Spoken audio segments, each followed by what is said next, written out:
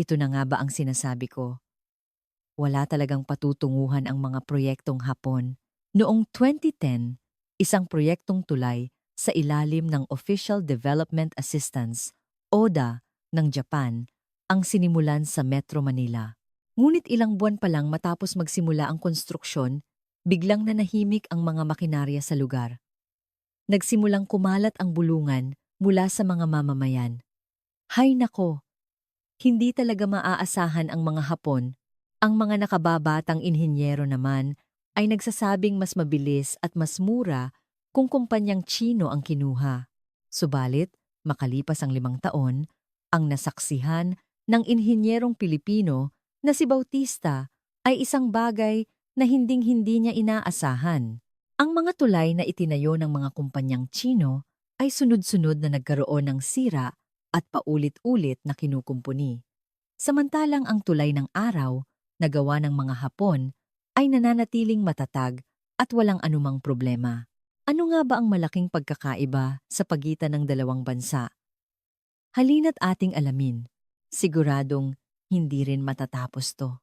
Habang binabasa ang mga dokumento ng anunsyo para sa proyektong ODA, napangisi si Bautista, isang tulabang 80 taong gulang na civil engineer sa Department of Public Works and Highways, DPWH. Noong mga panahong iyon, malubha ang problema sa trapiko sa Metro Manila. Sa populasyon nitong halos 12 milyon, kalahati nito ay nagsisiksikan sa mga pangunahing lungsod. Ngunit ang mga tulay na tumatawid sa malaking ilog Pasig na nag-uugnay sa mga mahahalagang distrito ay iilan lamang at luma na. Araw-araw, problema ni Bautista ang matinding trapiko. Hindi nakataka-taka para sa kanya na ang 5 kilometrong biyahe mula sa kanyang bahay sa Pasig patungo sa opisina sa Mandaluyong ay inaabot ng 2 oras. Para lang makarating mula sa commercial district sa Timog papunta sa industrial area sa Hilaga, kailangan mo pang umikot ng ilang kilometro. Yung mga lumang tulay, delikado na at bulok na. Isang nakatatandang kasamahan, si Mang Tonyo, na nasa edad 50, ang ngumiti sa kanya. Narinig mo na ba? Ang Japan daw ang tutulong. Magtatayo raw sila ng bagong tulay na may habang 895 metro. Japan po? Napakunot noo si Bautista.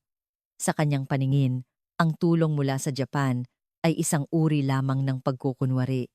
Sigurado, hanggang plano lang yan. Ilang proyekto na ba mula sa ibang bansa ang nauwi sa wala? Nagkibit-balikat si Mang Tonyo. Ano bang alam ng mga yan sa tindi ng tag-ulan at baha dito sa Pilipinas? Huwag na lang tayong umasa. Nako, traffic na naman. 3 oras na naman to, sigurado. Isang paglalakbay ng penitensya na 3 oras.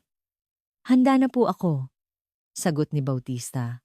Sa katunayan, palala ng palala ang sitwasyon ng trapiko sa Maynila bawat taon. Tumaas ng 10 hanggang 20% ang bilang ng mga sasakyan taon-taon, ngunit hindi makasabay ang pag-unlad ng infrastruktura. Ang matinding init at ang malalakas na bagyo sa panahon ng tag-ulan ay nagdudulot ng mga bitak at paglubog sa mga kalsada. Sinasabing ang pinsalang pang-ekonomiya na dulot ng malalang trapiko ay umabot sa halos 3% ng GDP ng Pilipinas. Sa gitna ng lahat ng ito, opisyal na inilunsad ang bagong proyektong overpass sa ilalim ng ODA ng Japan. Isang steel bridge na may haba na 262 metro para sa mismong tulay at 633 metro para sa mga approach road na may kabuuang haba na 895 metro.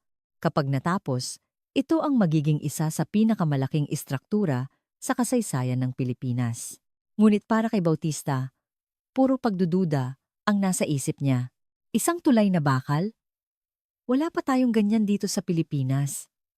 Ang mga dayuhang kumpanya, puro kita lang ang iniisip.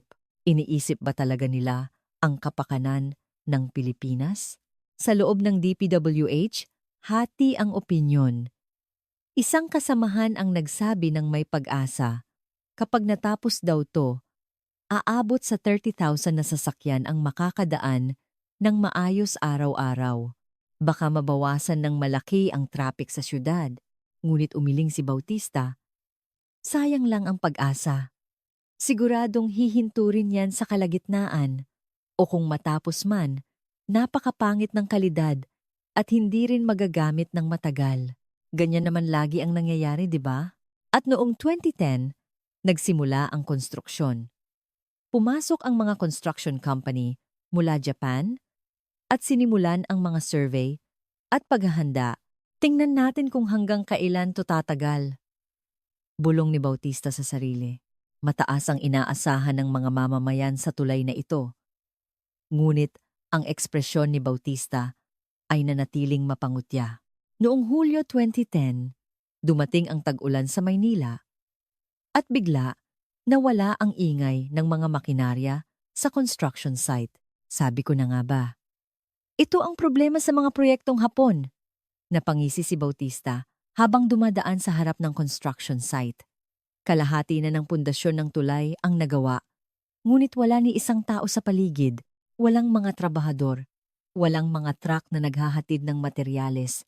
Araw-araw, lalong tumitindi ang pagkadismaya ng mga tao. Sa kantina ng DPWH, narinig ni Bautista ang usapan ng kanyang mga kasamahan.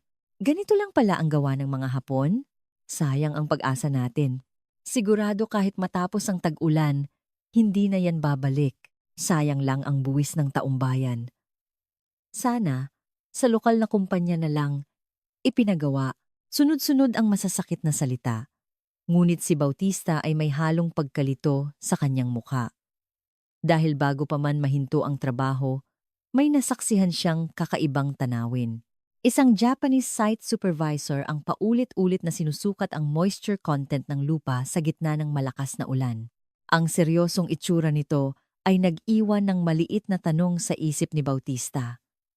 Kung basta na lang nila iiwanan ang proyekto, ano ang silbi ng seryosong pagsusuring iyon? Habang iniisip ito, pinanatili ni Bautista ang kanyang malamig na pananaw.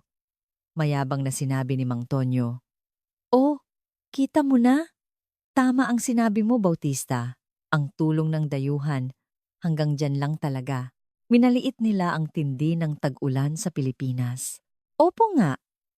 Tulad po ng inaasahan, pagsapit ng Agosto, lalo pang lumakas ang mga pag-ulan. Sunod-sunod ang mga bagyo. Sa ilalim ng ganitong panahon, ang semento ay hindi matutuyo ng maayos. Ang mga metal ay madaling kalawangin at ang mga pundasyon ay maaaring humina dahil sa baha. Isang araw, nakikipag-usap si Bautista sa mga kapwa niya batang inhinyero sa isang kapihan. Narinig niyo ba? Yung tulay na ginawa ng kumpanyang Tsino, nagkabitak na naman daw kasi minadali ang paggawa. Yung tinatawag na, mura nga, madali namang masira, pero bilib ako sa bilis ng mga Tsino. Narinig ko, 3 buwan lang tapos na, sabi ng isang inhinyero nang may paghanga. Kumpara naman sa mga Hapon, 3 buwan nang nakatenga ang trabaho. Ang babagal, sa narinig, hindi napigilan ni Bautista na magsalita. Teka muna, hindi pa naman sigurado na inabandona na nila. Nagulat ang kanyang mga kasamahan. Pre, pinagtatanggol mo ba ang mga Hapon? Di ba ikaw ang pinaka-critical sa kanila? Oo nga. Sabi mo, hindi mapagkakatiwalaan ang mga kumpanyang Hapon. Nagulat din si Bautista sa sarili. Bakit niya pinagtatanggol ang mga Hapon? May kung anong nagsimulang magbago sa loob niya. Hindi naman sa ganun. Sinasabi ko lang, hindi ba mas mabuting alamin muna natin ang katotohanan? Habang nagpapalusot, isang maliit na pag-asa ang sumibol sa puso ni Bautista. Pagsapit ng Setyembre, halos buong Maynila ay lubog sa baha. Naitala ang napakalakas na bagyo na nagdulot ng malawakang pinsala.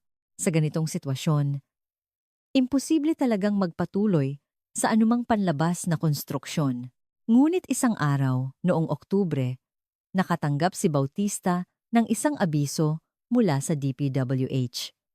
Isa itong imbitasyon para sa isang technical seminar na inorganisa ng Japanese Construction Company. Technical seminar?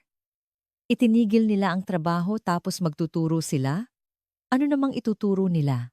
Sa una, ayaw sanang dumalo ni Bautista, ngunit nakasulat sa imbitasyon tungkol sa project management at construction techniques na angkop sa klima ng Pilipinas para sa Tulay ng Araw Project. Tulay ng Araw. Iyon ang pangalang ibinigay sa tulay. Isang pangalan na sumisimbolo sa isang regalo mula sa Japan, ang Land of the Rising Sun. Bahagyang nanginig ang kamay ni Bautista, construction techniques na angkop sa klima. Ibig sabihin, pinag-isipan nila ang paraan para sa tag-ulan, may malaking nagbago sa kanyang pananaw. Baka may malinaw na dahilan kung bakit itinigil ang trabaho. At ang pinakakagulat-gulat sa lahat, kahit na nakahinto ang proyekto, sinusubukan pa rin ng panig ng Hapon na magbahagi ng kaalaman sa mga inhinyerong Pilipino. Subukan ko kayang pumunta, bulong ni Bautista. Huminga siya ng malalim. Ito ang unang pagkakataon na nabitak ang kanyang mapangutyang pananaw. Ang seminar ay gaganapin sa Nobyembre 5. Kasabay ng pagdating ng mas maaliwalas na panahon, ang pananaw ni Bautista ay malapit na ring magbago. Nobyembre 15. Unti-unti nang bumabalik ang magandang panahon sa Maynila. Dala ang pag-aalinlangan. Nagtungo si Bautista sa lugar ng technical seminar. Nandoon ang halos 80 katao, kabilang ang mga taga-industriya ng konstruksyon at mga estudyanteng nag-aaral ng civil engineering. At sa entablado, nakatayo ang Japanese site supervisor na si G. Tanaka. Naiintindihan ko po na marami sa inyo ang nag-aalala at nadismaya dahil sa paghinto ng aming trabaho. Mahinahon, ngunit may diin na sinimulan ni G. Tanaka ang kanyang pagsasalita. Ngunit nais ko pong linawin, hinding-hindi po namin inabandona ang proyektong ito. Sa katunayan, itinigil namin ang trabaho sa panahon ng tag-ulan upang masiguro ang tagumpay nito. Napalapit si Bautista sa kanyang upuan. Ang buong silid ay nabalot ng katahimikan. Nagpakita si G. Tanaka ng isang graph sa screen. Ipinapakita nito ang buwanang datos ng ulan sa Pilipinas at ang epekto nito sa performance ng mga materyales sa konstruksyon. Sa ilalim ng malakas at tuloy-tuloy na pag-ulan, hindi po nagaganap ng maayos ang pagtuyo ng semento. Ang sobrang tubig ay pumapasok dito at lumilikha ng napakaraming maliliit na bitak sa loob. Laking gulat ng lahat, ang dahilan ng paghinto ng trabaho ay hindi dahil sa kapabayaan o kakulangan sa pondo. Ito ay isang maingat na desisyon na base sa siyentipikong ebidensya. Hindi maitago ni Bautista ang kanyang pagkamangha. Ito ang unang bugso ng pagkabigla. Sa madaling salita, kung ipipilit naming ituloy ang trabaho sa tag-ulan, ang buhay ng tulay ay hindi aabot ng 10 taon.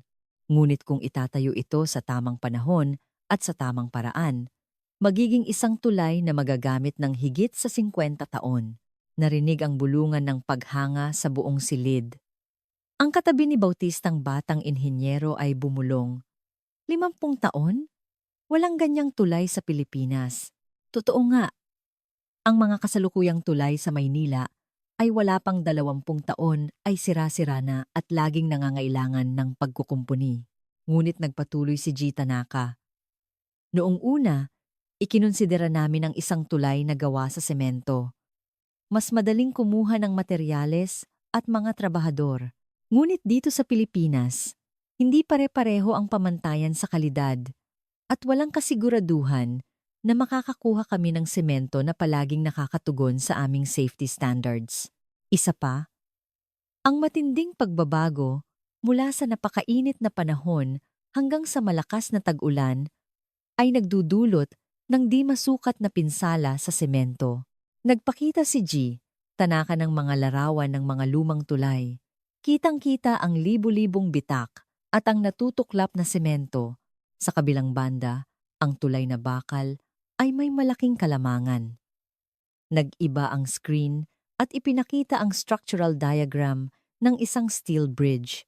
Una, dahil ang mga parte nito ay ginagawa sa mga pabrika na may mahigpit na quality control, Sigurado kaming nakakatugon ito sa aming pamantayan. Pangalawa, sa construction site, ikakabit na lang ito gamit ang mga tornilyo, kaya mas mabilis ang trabaho. At pangatlo, ang bakal ay may katangiang tinatawag na tensile strength, tensile strength. Ngayon lang narinig ni Bautista ang terminong iyon. Ito ang kakayahan ng material na yumuko at i-absorb ang impact bago ito masira kapag dumaan ang malakas na puwersa.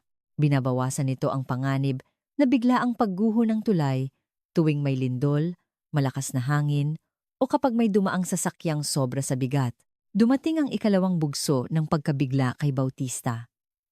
Iniisip nila ang kaligtasan ng mga Pilipino para sa susunod na 50 o kahit 100 taon at pinili nila ang pinakamahusay na paraan at ito ang pinakamahalagang punto, sabi ni G. Tanaka habang tinitingnan ang lahat. Sa proyektong ito, nais naming matutunan ng lubusan ng mga inhinyerong Pilipino ang teknolohiya sa pagtatayo ng mga steel bridge. Kaya bukod sa seminar na ito, magbibigay din kami ng libreng on-the-job training sa site. Nagulat ang buong silid. Libreng pagbabahagi ng teknolohiya? Isang kaalaman na magagamit ng Pilipinas kahit tapos na ang proyekto. Dumating ang ikatlong bugso ng pagkabigla kay Bautista. Akala niya noon, puro kita lang ang habol ng mga kumpanyang Hapon. Pero, nagkamali siya. Seryoso silang iniisip ang kinabukasan ng Pilipinas.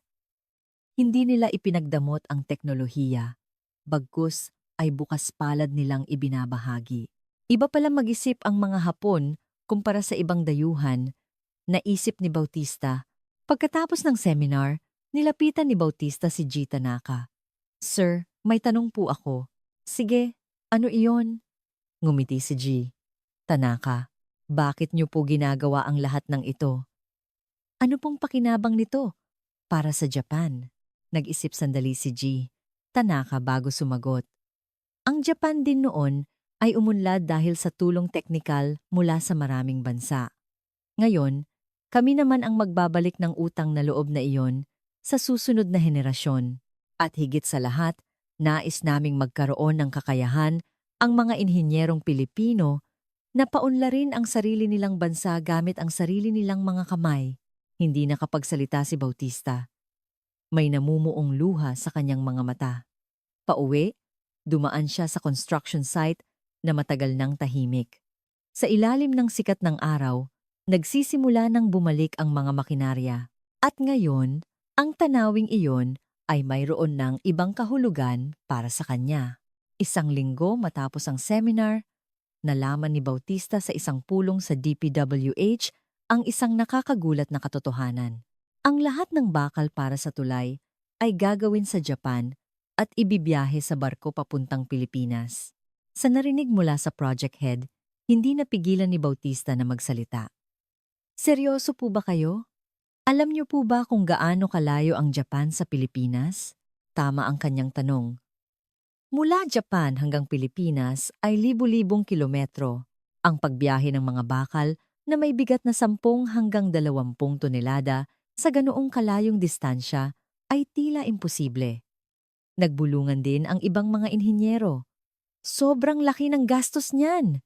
Mas mura kung dito na lang kukunin. Paano kung masira habang binibiyahe?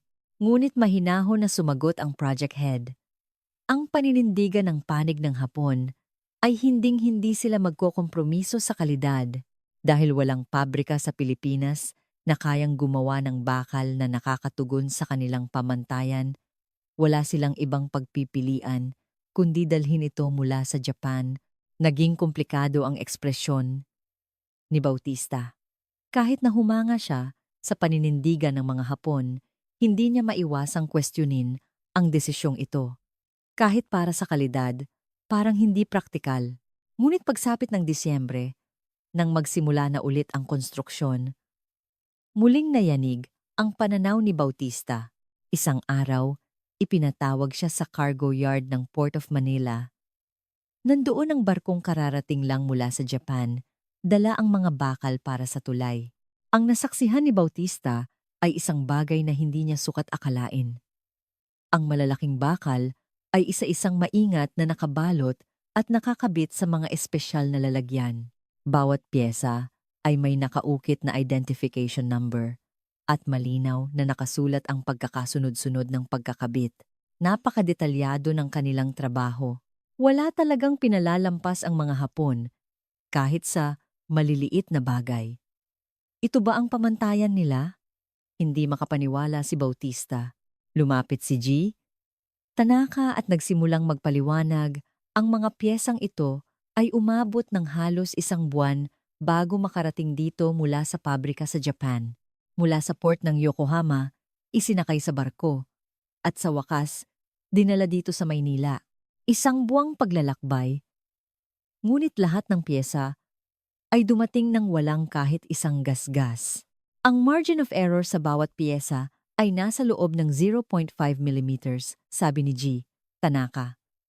Sa ganitong katumpakan, kailangan lang higpitan ang mga tornilyo sa site at perpekto na ang pagkakakabit. 0.5 millimeters. Halos kasinipis ng isang hibla ng buhok. Isang hindi kapani-paniwalang katumpakan. Sa tabi ni Bautista, bumulong ang isang batang inhinyero. Sa tulay na ginawa ng mga Tsino, ilang sentimetro ang pagkakaiba ng mga pyesa, kaya kinailangan pang i-welding ulit sa site. Tumango si Bautista. Naranasan na niya noon na magtrabaho sa pagkukumpuni ng isang tulay na gawa ng kumpanyang Sino at nabigla siya sa kalidad ng pagkakagawa. Ang mga welding ay nagsisimula ng kalawangin at sa loob lang ng 5 taon, kinailangan na ng malaking pagkukumpuni. Ngunit iba ang kalidad ng mga piyesang galing Japan. Habang umuusad ang proyekto, lalo pang humanga si Bautista. Isang araw noong Pebrero, tinitingnan niya ang project schedule sa site, nakatala doon ang planong petsa at ang aktwal na petsa ng pagtatapos ng bawat gawain. Pundasyon. Natapos 2 araw bago ang schedule, paglalagay ng mga suporta. Natapos, ayon sa schedule, hindi makapaniwala si Bautista. Bawat yugto ng proyekto ay may pagkakaiba lang na hindi lalagpas sa 1 linggo at karamihan ay ilang araw lang. Hindi ito normal. Bulong niya sa sarili. Sa mga proyekto sa Pilipinas, karaniwan na ang ilang buwang pagkaantala, panahon, kakulangan sa materyales, problema sa trabahador, maraming dahilan. Ngunit ang team ng Hapon, kahit na dumaan sa mahabang paghinto dahil sa tag-ulan, ay namamahala sa proyekto ng may kahanga-hangang katumpakan. Lumapit si G. Tanaka, nagulat ka ba? Opo. Sa totoo lang, hindi ako makapaniwala. Dito sa amin, bihira ang natatapos ayon sa plano. Paano niyo po nagagawa ito ng ganito katumpak? Ngumiti si G. Tanaka, dahil sa masusing pagpaplano at sa pananagutan ng bawat isang inhinyero at trabahador. Pananagutan lang po? Imposible naman po yata yun. Sa ganito karaming tao, siguradong may magpapabaya o gagawa ng hindi maayos. Hindi. Sa Japan, ang pagtupad sa pangako ang pinakamahalaga. Sa lahat, ang mga salitang iyon ay tumatak ng malalim kay Bautista. Hindi lang ito tungkol sa teknolohiya. Ito ay isang pilosopiya sa trabaho, isang katapatan sa kapwa. Pagsapit ng Abril, unti-unti nang nabubuo ang balangkas ng tulay. Ang 262 metrong haba na tumatawid sa Ilog Pasig ay tila isang obra maestra na umaabot sa kalangitan. Nakatayo si Bautista malapit sa construction site, tahimik na nakatingala sa tulay. Sa tabi niya, naroon din ang ibang mga inhinyerong Pilipino, tahimik ding nakatingin. Walang nagsasalita. Ngunit ang katahimikang iyon ay hindi dahil sa pagkutya o pagdududa. Ito ay isang katahimikan na puno ng paggalang sa napakagaling na teknolohiya at pagpapakumbaba sa sariling kakulangan. Wala pala talaga kaming alam, bulong ni Bautista sa sarili. Agosto 15, 2012. Ang buong Maynila ay puno ng kasiyahan. Sa seremonya ng pagbubukas ng tulay ng araw, dumalo ang Pangulo ng Pilipinas, ang alkalde ng Maynila, mga opisyal ng lungsod, at higit sa 2,000 mamamayan. Matapos ang halos 3 taon, dumating na ang pinakahihintay na sandali. Nandoon din si Bautista sa seremonya. Ngayon, bilang isang inhinyero sa DPWH, siya na ang isa sa mga mamamahala sa pagpapanatili ng tulay. Magkatabing iwinagayway ang mga watawat ng Pilipinas at Japan. Ang 89.5 metrong tulay ng araw ay nagniningning na parang pilak sa ilalim ng sikat ng araw, tila isang tulay ng liwanag na nag-uugnay sa dalawang bansa. Nagsimulang magsalita ang ambasador ng Japan sa Pilipinas. Inaasahan namin na ang tulay na ito ay magiging isang tulay ng pagkakaibigan sa pagitan ng Pilipinas at Japan at lalo pang magpapatibay sa ating ugnayan. Umugong ang malakas na palakpakan. Mula sa puso ring pumalakpak si Bautista. Naging maayos ang seremonya at isinagawa ang ribbon cutting. Sa sandaling iyon, tumugtog ang tradisyonal na musikang Pilipino at daan-daang makukulay na lobo ang pinalipad sa kalangitan. Ngunit sa huli, may isang hindi inaasahang sorpresa, masayang inanunsyo ng MC. Ngayong araw, kasama natin ang isang espesyal na panauhin, ang ipinagmamalaki ng Pilipinas, ang pambansang kamao, si Manny Pacquiao. Sandaling natahimik ang lahat. At sa sumunod na iglap, umalingaw-ngaw ang napakalakas na sigawan at palakpakan. Si Manny Pacquiao ay isang pambansang bayani, isang icon na nirerespeto ng buong bansa. Bumilis ang tibok ng puso ni Bautista. Hindi ako makapaniwala. Nandito si Pacman. Umakyat si Pacquiao sa entablado at muling natahimik ang lahat. Bawat isa ay sabik na marinig ang kanyang sasabihin. Dahan-dahang nagsalita si Pacquiao. Noong nagsisimula pa lang ako, wala akong dala kundi ang pangarap ko. Sa ibang bansa, kung saan hindi ko alam ang salita at wala akong kakilala, ang tanging nasa isip ko ay ang mag-ensayo at lumaban. Ang bansang Japan ay isa sa mga lugar na nagturo sa akin ng maraming bagay. Ang disiplina, ang respeto, at higit sa lahat, ang kahalagahan ng pagiging tapat sa iyong ginagawa. Bawat salita ni Pacquiao ay pinakinggan ng mabuti ni Bautista. Itinuro ni Pacquiao ang tulay ng araw. Ginawa nila ang tulay na ito habang iniisip ang mga Pilipino sa susunod na 50 o kahit 100 taon. Hindi ito tungkol sa panandaliang kita, kundi sa isang pananagutan para sa kinabukasan. Ito po ang puso ng mga Hapon. May mga narinig na hikbi mula sa mga tao. Marami ang naiyak sa emosyon. Nagpatuloy si Pacquiao. Tayo pong mga Pilipino ay isang lahing may dangal.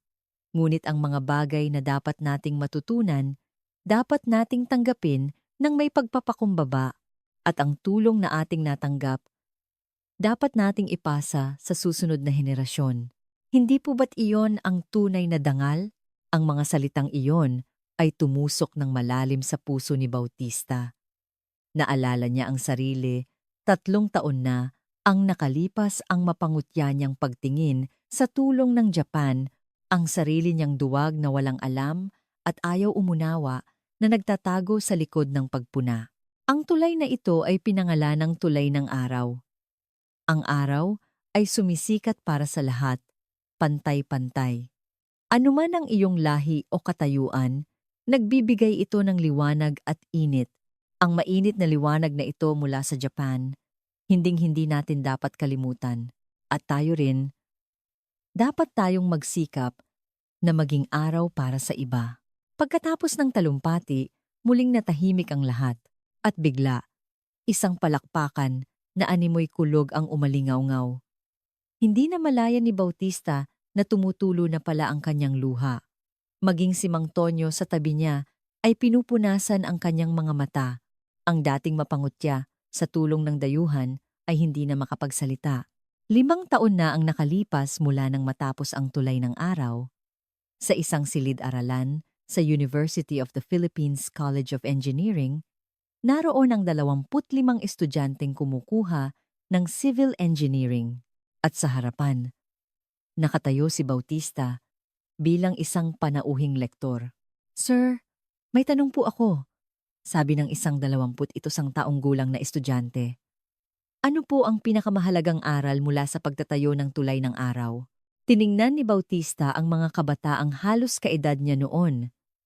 Sa kanilang mga mata, nakikita niya ang purong pagkamausisa at ang determinasyong maging pag-asa ng bayan. Kung teknikal na aspeto ang pag-uusapan, marami. Ang pagpili sa steel bridge, ang maingat na pamamahala, ang zero, APIM, na katumpakan. Ngunit hindi iyon ang tunay na mahalaga. Napalapit ang mga estudyante. Huminga ng malalim si Bautista. Noong una, hindi ako naniniwala sa proyektong ito. O baka mas tamang sabihin na ayaw kong maniwala. Natahimik ang klase, nagulat sa kanyang pag-amin. Sayang lang ang tulong ng Japan, hindi rin yan matatapos. Nandito lang sila para kumita. Yan ang nasa isip ko noon. Nakakahiyaman, pero akala ko, alam ko na ang lahat kahit wala naman talaga akong alam. Nagpatuloy si Bautista, ngunit unti-unting nagbago ang pananaw ko. Itinuro niya ang bintana kung saan matatanaw sa malayo ang tulay ng araw. Ang mga inhinyerong Hapon na gumawa ng tulay na iyan ay iniisip ang mga Pilipino sa susunod na 50 o 100 taon para sa isang kinabukasan na maaaring wala na sila sa mundong ito. Nagtrabaho sila ng may katapatan at buong puso. Sa katunayan, malaki ang pagbabagong idinulot ng tulay ng araw. Dahil sa tulay, nabawasan ng 20% ang trapiko sa buong Metro Manila. Ang oras ng biyahe ng mga tao ay nabawasan ng 30 minuto at bumilis ang daloy ng kalakalan. At ang mas mahalaga, sa pamamagitan ng proyektong ito, higit sa 100 inhinyerong Pilipino ang natuto ng teknolohiya sa paggawa ng steel bridge. Ngayon, sila na ang nangunguna sa iba't ibang proyekto sa buong bansa. Ang tulay ng araw ay hindi lang isang infrastruktura. Ito rin ay isang malaking proyektong pang-edukasyon. Nagtanong ang isang estudyante, "Nagawa po ba nila iyon dahil sila ay Hapon? Hindi po ba natin kaya yon bilang mga Pilipino?" Ngumiti si Bautista. "Hindi, kaya ng kahit sino. Ngunit may isang kondisyon." "Kondisyon po?" "Ang pagkakaroon ng pananagutan." Ang natutunan ko sa mga Hapon ay hindi lang teknolohiya. Natutunan ko ang konsepto ng pananagutan.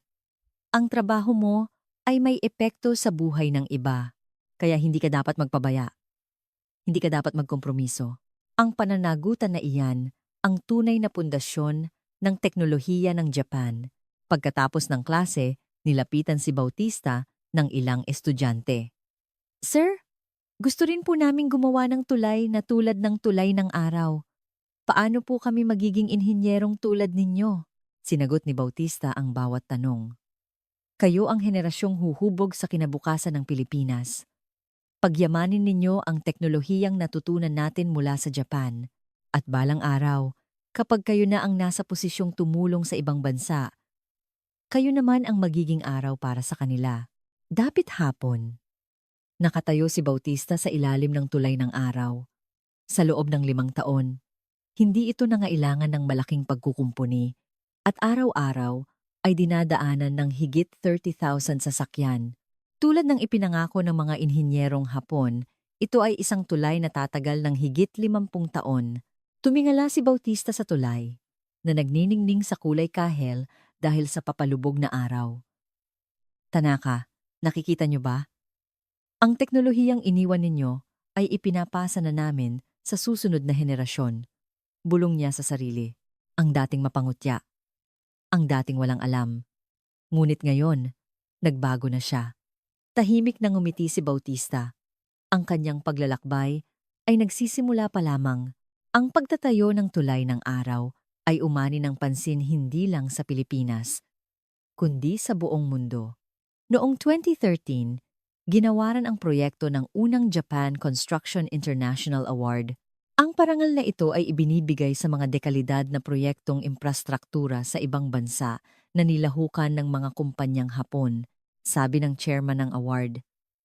Ang pagtatayo sa ilalim ng matinding kondisyon ng tag-ulan, ang pagbiyahe ng mga materyales sa libu-libong kilometro, at ang pagbabahagi ng teknolohiya sa mga lokal na inhinyero, ang proyektong ito na nagawa ang tatlong bagay na ito ng sabay-sabay ay pambihira sa buong mundo. Ang tulay ng araw ay hindi lang isang tulay, kundi isang modelo ng pandaigdigang kooperasyong teknikal. Ngunit ang dahilan ng atensyon ng mundo ay hindi lang teknikal. Sa isang survey noong 2014, lumabas ang isang kamangha-manghang resulta. Ang porsyento ng mga Pilipinong nakakaramdam ng pagiging malapit sa Japan ay umabot sa 85%. At nang tanungin kung aling bansa ang dapat maging pinakamalapit na kaibigan, sa tanong na, anong imahe ang mayroon ka sa Japan? 92% ang sumagot ng isang bansang may mataas na lakas pang ekonomiya at teknolohiya. Sa likod ng mataas na pagtinging ito ay ang mga taon ng tahimik na tulong ng Japan, tulad ng pagpapabuti ng supply ng tubig, paggawa ng kalsada, at pagtatayo ng mga ospital at paaralan. Sa pamamagitan ng grant aid ng Japan, 55 paaralan ang naitayo, kung saan higit 24,000 bata ang nag-aral. Isa pala si Bautista sa kanila. Ang elementaryang pinasukan niya ay itinayo sa tulong ng Japan. Hindi niya ito napansin noon, ngunit ang buhay niya pala ay matagal nang konektado sa Japan. Noong 2021, binuksan ang bagong Ninoy Aquino International Airport Terminal na sinuportahan din ng Japan. Ang bagong paliparan ay inaasahang maglilingkod sa milyon-milyong pasahero. Isang bagong makina para sa ekonomiya ng Pilipinas. Isang araw, binisita ni Bautista ang bagong paliparan. Modernong kagamitan, mahusay na daloy ng mga tao, at pag-aalaga hanggang sa pinakamaliit na detalye. Nakita niya roon ang parehong pilosopiya ng tulay ng araw. Pareho lang ito ng tulay ng araw, bulong niya. Isang disenyo na nakatingin sa Pilipinas, 50 o 100 taon mula ngayon. Ito ang paninindigang laging dala ng Japan. Ngayon, naiintindihan na ni Bautista kung bakit tinatawag ng mga Pilipino ang Japan na third neighbor. Sa pagitan ng dalawang malalaking kapangyarihan sa rehiyon, ang Japan ay isang mahalagang partner sa politika at ekonomiya. 13 taon na ang nakalipas mula nang matapos ang tulay ng araw. Ngunit ito ay patuloy na gumagana nang walang anumang problema, tulad ng inaasahan. Araw-araw, sinusuportahan nito ang buhay ng milyon-milyong taga-Maynila. Si Bautista, bilang hepe ng maintenance, ay sinusuri ang kondisyon ng tulay. Hinawakan niya ang barandilya at tahimik na ngumiti. Salamat, Japan. Ang mga salitang iyon ay tila dinala ng hangin patungo sa malayong Japan. Ang tulay ng araw ay hindi lang isang tulay. Ito ay isang simbolo ng tiwala at pagkakaibigan na tumatawid sa mga hangganan. Isang simbolo ng pag-asa para sa kinabukasan. At hanggang ngayon, tahimik nitong pinag-uugnay ang Pilipinas at Japan.